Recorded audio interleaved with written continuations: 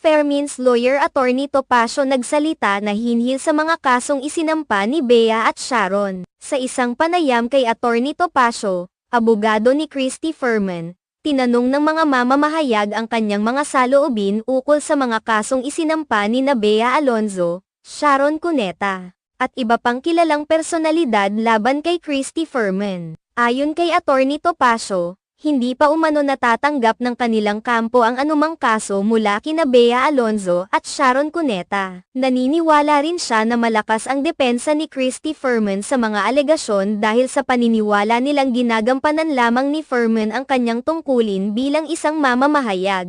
Tinukoy ni Attorney Topacio na hindi makatarungan ang mga paratang laban kay Christy Fermin. Ayon sa kanya, bahagi lamang ng propesyon ni Fermin ang pagbalita at pagbibigay ng komentaryo sa mga pangyayari sa showbiz, kaya't hindi dapat ituring na